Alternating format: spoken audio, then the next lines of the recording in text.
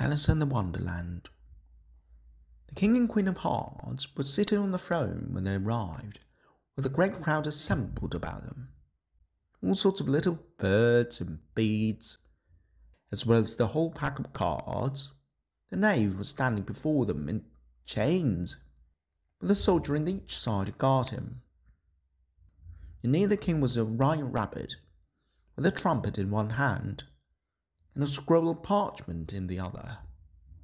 In the very middle of the court was a table with a large dish of tarts upon it. They looked so good that it made Alice quite hungry to look at them. I wish they'd get the trial done, she thought, and hand round the refreshments. There seemed to be no chance of this, so she began looking at everything about her to pass away the time.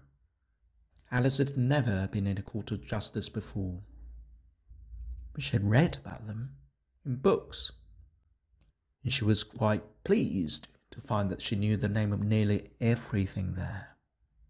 "That's the judge," she said to herself, "because of his great wig." The judge, by the way, was the king, and as he wore his crown over the wig, look at the frontispiece if you want to see how he did it. He did not look at all comfortable, and it was certainly not becoming. "And that's the jury box," thought Alice.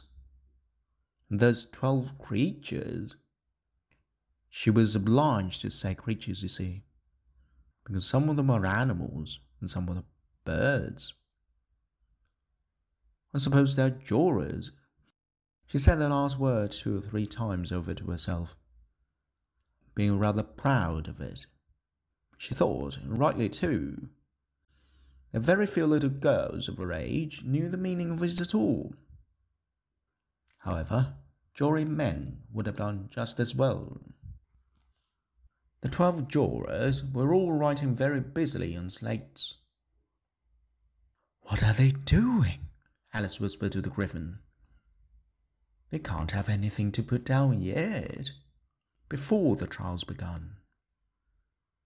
Alice could see, as well as if she were looking over their shoulders, that all the jurors were writing down stupid things on their slates, and she could even make out that one of them didn't know how to spell stupid, and that he had to ask his neighbour to tell him. "A nice muddle the slates be in before the trial's over," thought Alice.